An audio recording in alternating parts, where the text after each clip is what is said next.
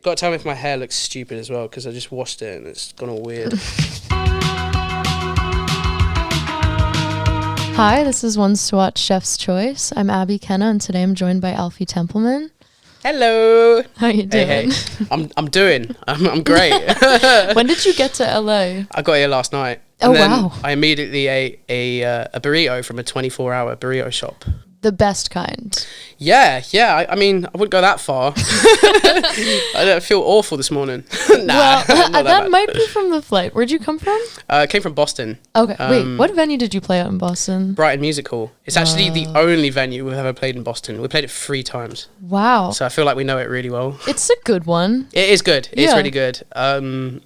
Yeah, there's a liquor store next to it as well. Key fact for everybody listening. Yeah, guys, come on. I love Boston. That's great. It's great, mate. Honestly, I feel like out of everywhere we've played, like in the States, Boston seems to go the most like. Yeah. You play. I went to school in Boston. I went to Berkeley. Oh, nice. And cool. I feel like the general population would definitely vibe really hard to your music. Yeah, well, it's funny you say that, because I've got a mate that goes to Berkeley, and she was like, yeah, I'm going to bring down a couple of my friends. One of them's got perfect pitch, and one of them builds Euro racks, and I was like, oh my God. And I was Classic Berkeley trio. I was deep in it. Yeah, I know. But I found them at the end, and they were just going like, I was like, okay, I've done something That's right. right. And then she told me like yesterday, she was like, yeah, my friend said you're a good guitarist. And I was like, really? From the Berkeley heads. Yeah, yeah. So if the Berkeley heads like it, it's okay. It's a high compliment. Yeah, it is. Yeah. Do you like LA when you come by here? I do. Yeah. The last time I was here was last year, and I came here actually by myself for like a couple weeks and just wrote a bunch of music, and that ended up kind of making. Like it kind of initiated Radio Soul, my last album. Oh, cool. Yeah, it kind of like started the whole process of making a record. I don't know, like England gets so bleak like from October onwards, and like after 2022 I was just like so fed up of like touring like a really grey England and like a really grey Europe. So I was just like, you know what, I need to get out of just a really bleak place and come to somewhere where it's like sunny in February. So that's what I did. It is that. Your surroundings really do like take an effect on like the stuff you're writing about. Mate, I feel, definitely. So. Yeah, because I was writing really happy stuff, like really happy-go-lucky pop stuff. There's a song called This Is Just the Beginning. I did it with a guy called Oscar Scheller, who's like, he's great, and he works like, he's from England, but he lives in LA, and he has a house like near Laurel Canyon. It's like, it's so cool. That's how you know. Yeah, that's how you know, man. He's made it. So of course you're going to make good stuff, like when you're in that totally. environment, you know. For sure. Mm-hmm. Well, remind me where you are based right now, exactly. Yeah, I'm in South London. Okay. So, yeah, South London, in my opinion, is like the best place for music in England. Oh, yeah? Moment. Yeah, I don't know. There's a great scene. I mean, in like the last 10 years, like, do you know about the Windmill? It's like a tiny little pub in England. I might. Is it Brixton. famous? It's kind of, I guess if you live on Rate Your Music, yeah.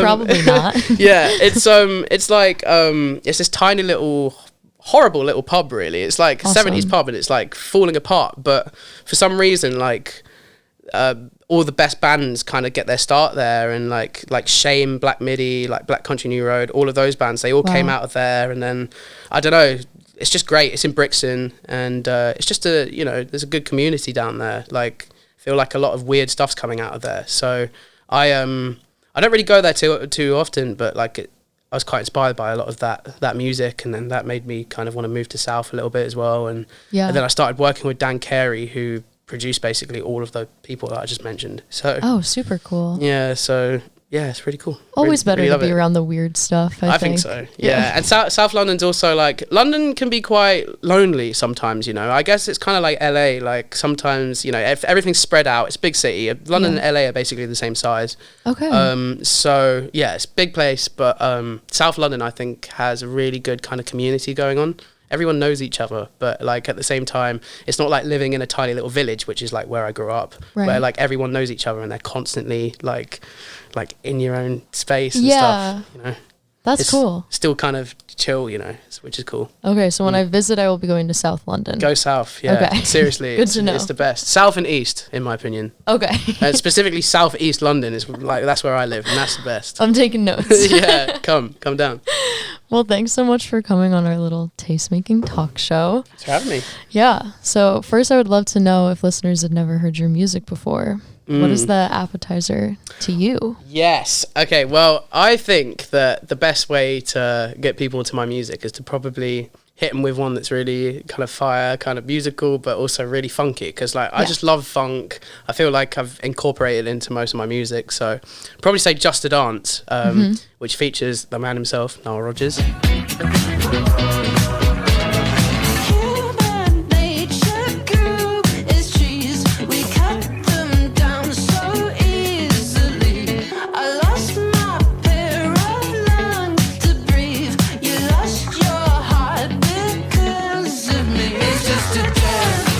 Yeah, it's just got tons of really choppy, obviously, guitar in it, and great drums, great bass. I mean, I made the riff for it like years ago. It was just like, I don't know, there's something about like the fact that I wrote the actual song when I was like 15, 16, and then like it went through this massive process of like, oh no way, so many different demos and stuff, and I just never felt like it was right until last year when I did it with Nile, and I just played in the riff, and he was like, oh yeah. Wow. So, wait, so you really did write that? Yeah. That long ago? Yeah. And you just like kept it in your back pocket? Yeah. It happens with me quite often. Like I'll write a song. I have another one called Everybody's Gonna Love Somebody, and I made that like, I wrote that like when I was 13. It's like, wow. You just hold on to it, and then, you know, it's just like, oh, this sounds like crap. Like, hold it back, because I think like the melody's kind of good. You know, you might wake up with the melody in your head like 3 years later, like, oh, you know, maybe I should do something with this. Yeah, so. I feel like that's a rare story. I feel like most people like just scrap a song, never come back to it if it doesn't work out that day. Which is a shame, because I don't know, just like after reading about so many songs and how they nearly didn't exist, like like 10cc, I'm Not in Love nearly didn't exist, like stuff like that. It's like, man, don't do that. Like, yeah, like it just makes me wonder how many classic songs could have also existed now if people didn't just like get rid of them. You know? True. Like that. I mean, you definitely have a very like classic side to your sound too, which I would love to learn a little bit about, like your influences. Like, how did this sort of like funk disco sound start? So I think like the whole, basically I think it's out of spontaneity. I think it's out of just energy. I think like to me, for some reason I always end up playing funky quite naturally. Like when I go into the studio and I haven't really, you know, like sometimes you write a song and you're just in the studio and you don't really know what you're going to do. You just like do it on the spot kind of thing.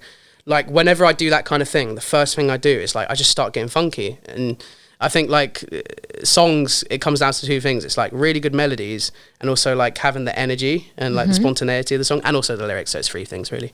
But yeah, I guess like the energy is really important because you have to like make sure that the song is always living and breathing, you know? I just hate when like I listen to like a lot of old like prog rock songs, they just like fall flat because they're just like, I don't know, it's very white, I guess. Yeah. So, and they're 8 minutes long. And they're more than that. Yeah. Some of them about 80 minutes long. But honestly, like, so for me, it's all about just making it funky, making it fresh, and like there's a certain kind of energy that comes with that, you know. So that, I guess that's why. But like my mum used to play like all of like the Nile Rodgers stuff around the house and like in the car and stuff like that, and I didn't really pay attention to it when I was a kid. Like the song stuck in my head, you know, for years, until they eventually just came back up to the forefront of my mind, and I was like, whoa, these are really great songs, and you know, there's something about them that, you know, something so natural, you know, there's something natural just about being funky and just playing like funky and tight, you know. I totally get what you're saying about like that's the way that you need to like communicate the energy. I've never had someone describe their like music style like that, but it makes sense. Yeah, I think so. Yeah, I feel like just people never really think about that stuff, you know. Yeah. But sonics is really important in general, like making sure that the atmosphere of the song and the vibe and just like, the energy that you carry through, you know, makes it into the final thing. Yeah. Well, how did you end up doing this collab with Nile Rodgers then? That's like kind of insane.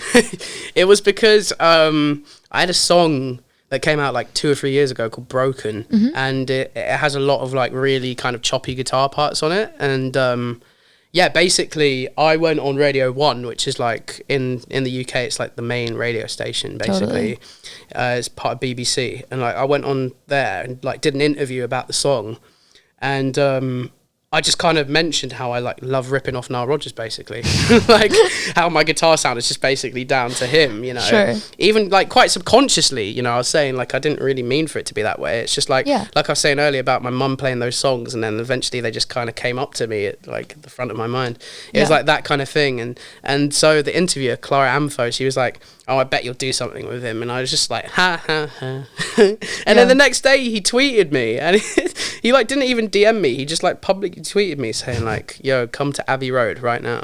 Stop. Like, right now. I was like, I'm in Bedford, bro. But so I got the train down and like met him, and we had do you know what a Nando's is? No. Cheeky Nando's. No. Nando's is like, it's like a chicken shop. It's like, oh man, it's like Portuguese, African. It's like, it's bloody amazing. It's so good. It's so good. But anyways, we had a Nando's together, and he just like, he was already working on a session at the time. Like he was working with other people, but I kind of just like dropped in. I was like, yo, and then we had a Nando's, and he like just went through all of my songs. He was like, yeah, this is fire. And like, basically like a year went by, and then eventually somehow I managed to like get timing with him, and like I flew out to Miami and like worked with him for like a couple of days, and then we just made it. Like that was it. I just showed him the riff, and then we spent 2 days on it, and he works like crazy. He does like 12-hour sessions. Whoa. It's mad. That is such a fever dream of a story. I know. It was even more of a fever dream watching him like make his own TikTok posts and Instagrams. He was showing me TikToks and stuff. Wait, like, I love that. Yeah, he's better at social media than me, which isn't very hard considering I'm the worst. I hate it. But he's the king of it, man. Like we'd like stop recording and he'd just go on TikTok for like an hour. He's like, I'm getting ideas for my next post. I guess so, yeah. Wow, I love him. Yeah. Boss man. Yeah. He kept playing D'Angelo Brown Sugar again and again and again. Like he was making the TikTok and it was looping for like half an hour. I was going insane, bro. But it was, it's good. Wow. That is such a good like intro to your music and this album. Yeah. Wow. Okay, well, I want to hear more about Radio Soul, the album itself. And I'd love to know like what song represents that as a whole, like this era for you. I think it's a track called Vultures because I'm really proud of it. I feel like it's the song that represents the album because it was made kind of towards the end of the record. So it's like the other 10 tracks kind of condensed into one. It's actually the only track on the record that I produced myself. Oh, like, super so cool. It's like 100% me. Maybe we'd all just be a little nicer if we were told to spit right on your head.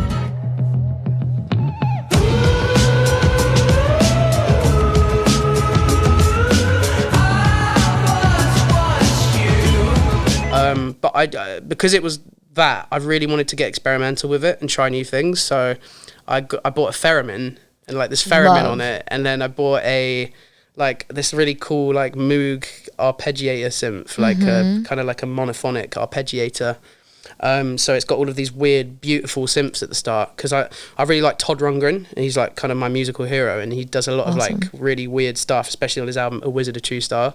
So I was like trying to make really freaky stuff like that, basically. Yeah. And then like I'm pretty proud of it because I like play drums on it and bass, and like it's just got so many different layers to it. But I just think it's a really cool song. It kind of meets in the middle. It's very R&B, but very funky, but also very kind of trancey and very blissful, and so I feel like it's just a nice track, to be honest. Like I love playing it live as well. It's like a deeper cut. Like our set list at the moment is mostly just like banger, banger, banger, banger, but then occasionally I'd just like chucking in something where like even if 2 people know it, like it'll be fun to play because it's just like I'm proud of it, so, yeah.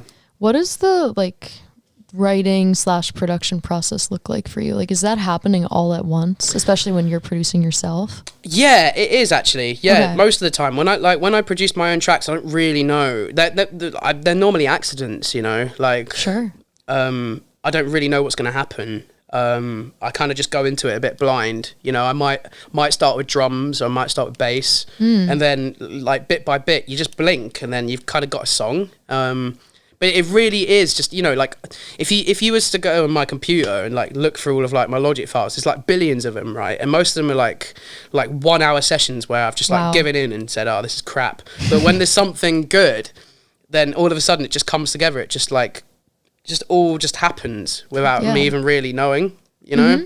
And I kind of just like mix as I go as well, you know, all of that stuff, like just not really thinking about it. Yeah.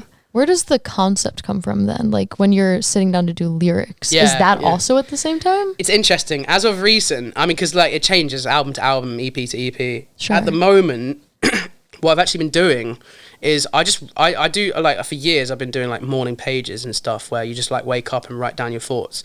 Yeah. So I normally just write down like either my thoughts or I write down like little phrases and lyrics and stuff. And then when I'm making music, like when I finally do get a song where I'm like, oh, this sounds kind of cool, eventually what I'll do is I'll be like, I think this song suits these lyrics and it suits this vibe. Sure. And then I kind of just like, I'll have a melody in my mind and then I'll kind of just like kind of put it together with that melody. Wow. You know, that kind of thing. Or I'll just do something completely new and just, you know, try and write a new song. But the main thing that I want to be more than ever now is be earnest and be sincere in my lyrics, right? Because like I just don't want to be nonsensical about it. Like I feel like when I started out when I was like 15, 16, I was just like a naive kid and I just didn't know what to sing about, you know? Whereas like now, like I can actually write lyrics. I feel like I've experienced enough in my life to actually say, you know, this is what I want to write songs about, you know? Totally. I think that's really important. And I never used to think about that at all. I went into music not because of lyrics at all.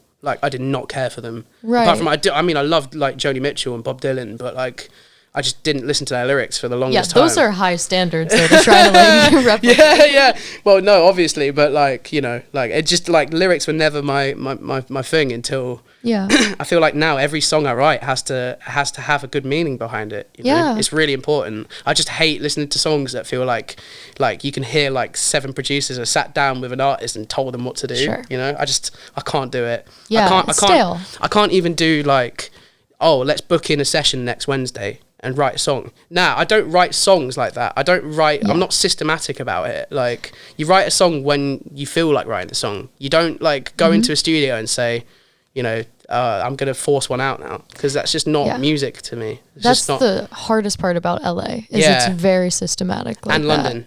LA and London, in my opinion, are, like, very, very similar with that. With, like, the session culture? Yeah, but I feel like, actually, London's kind of turning into LA with it. Like people really have the LA mindset of it. It's crazy. I really respect people who can just like show up and like crank it out. Like, oh yeah, same. It's their job and that's awesome. For me personally, if I try to do that, doesn't happen. Yeah, they're like money makers, not musicians.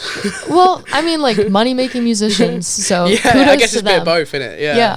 But it's cool. It sounds like your music has like started to inform like the mood or like the story of it, which is a really cool sort of like symbiotic relationship. I think so. Yeah. I mean, it's all like, I don't know, instrumental music for me is always like, I don't know, what do I feel? What is this piece making me feel right now? And totally. You got to really tap into that, you know, because like there's someone that normally just makes the instrumental first and then does the lyrics.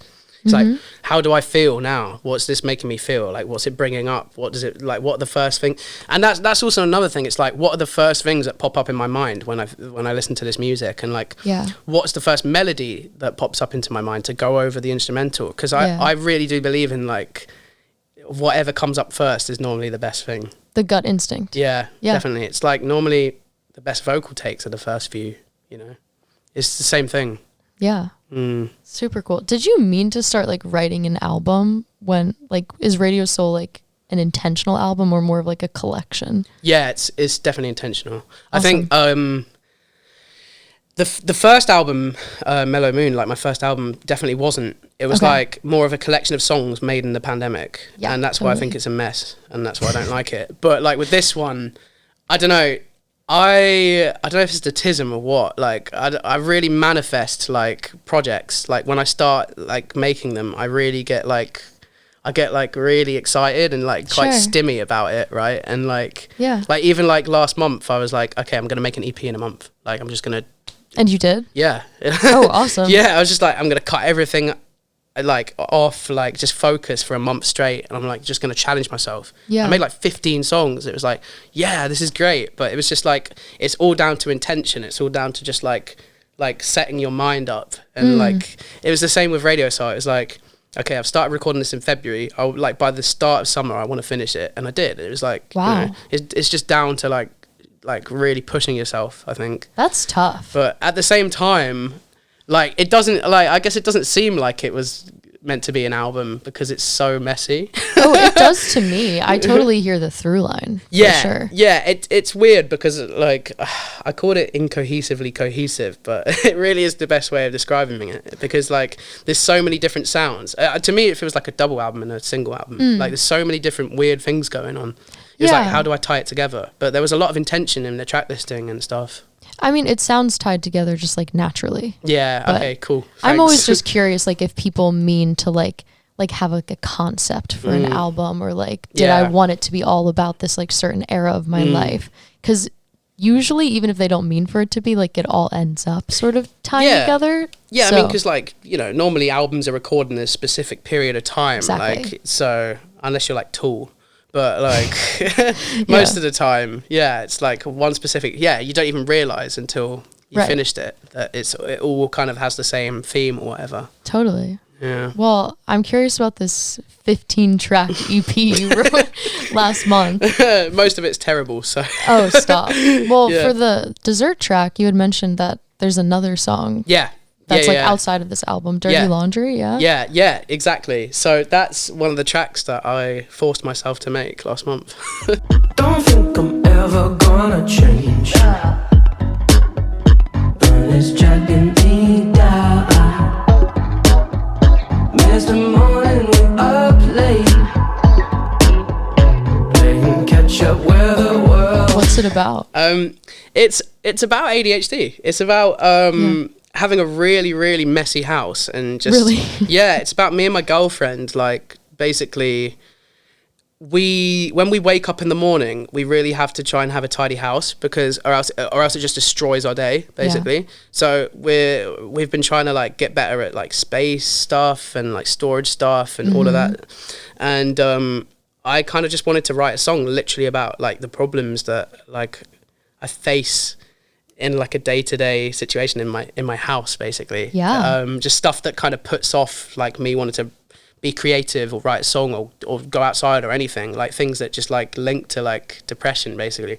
So it's about like just having like, our garden was like literally overgrowing and stuff. Like all the lyrics are like very direct, but they make sense, you know. I'm actually really happy about it. I think it's like the most like, I guess like tongue-in-cheek song of mine, where it's like it's so direct, but it's also so true. It's also the most like sincere song of mine, weirdly. So, which is weird. From like the first listen, I can see how that's like, oh, it's just like parts of my house. I'm just like listing them, but like messy house, messy mind. Like that really does affect how you live your life. So exactly. I will find it relatable for sure. See what you think of it with the lyrics and stuff. But it's like, just like Dirty Laundry just ended up becoming the title of it, I guess, because it was like, that's not even the problem that we had. That's the only bit where it's actually like, we don't have tons of dirty laundry everywhere. But like, it's a cool title though. I like wouldn't know what it was going to be about before listening to it. So I forgot Danny Brown already had a song called Dirty Laundry, but it doesn't matter. I'm sure it's okay. Yeah, sorry Danny. He's fine. Yeah, he's chill. Amazing. Well, I'm stoked to see you tonight at your show. How is tour been going? It's been going good. It's just crazy how we're already like halfway through it. Yeah. You know, it's, man, I just want to play more shows out here, because there's something about playing the States, man. Like in England, like people will travel 5 miles to your show and be like, this better be good because I traveled 5 miles.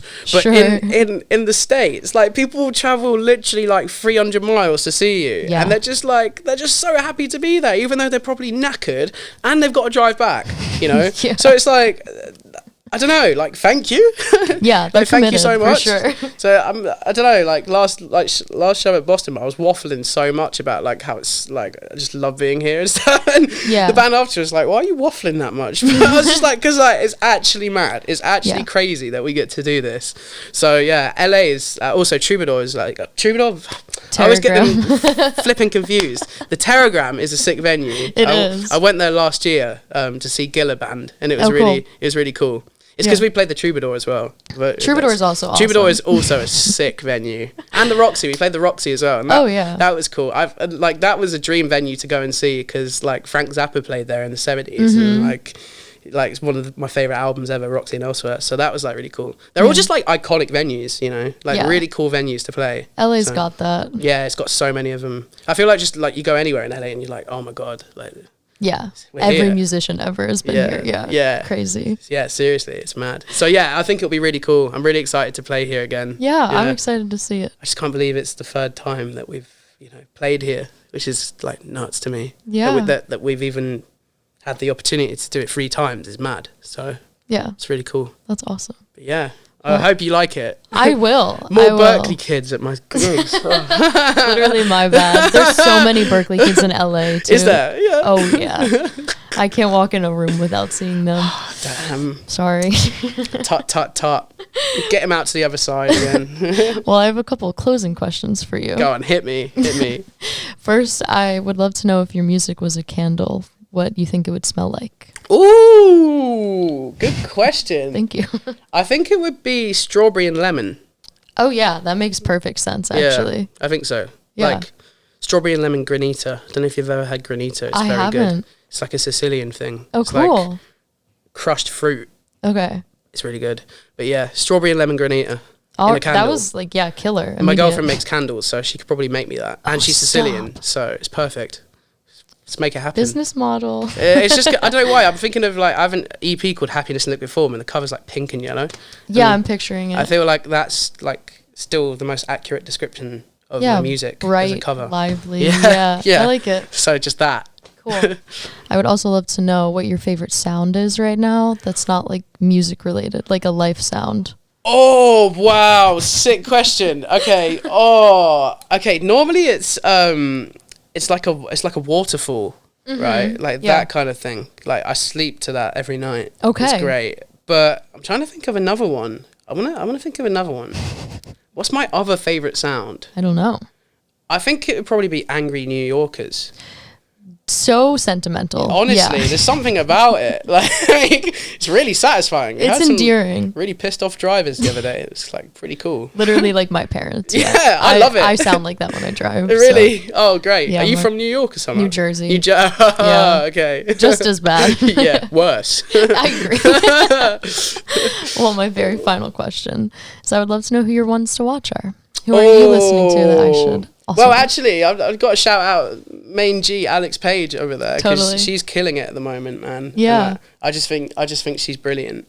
Yeah, other ones to watch. I'm thinking. The thing is, like, I've got so many like artists that I love, and then I just instantly like blanket. I know. But Hannah Gray is sick. Like okay. she's making moves in the UK, and she's really cool. She's just like writes really cool, really good melodic like pop punk tracks. So awesome. You should check her out. I will. Who else? Who else is killing it? There's a band in the UK that have been around for ages, but I feel like they really deserve it. They're called Feet. Oh. And they make F-E-A-T? No. F-E-E-T. Okay. I love Feet.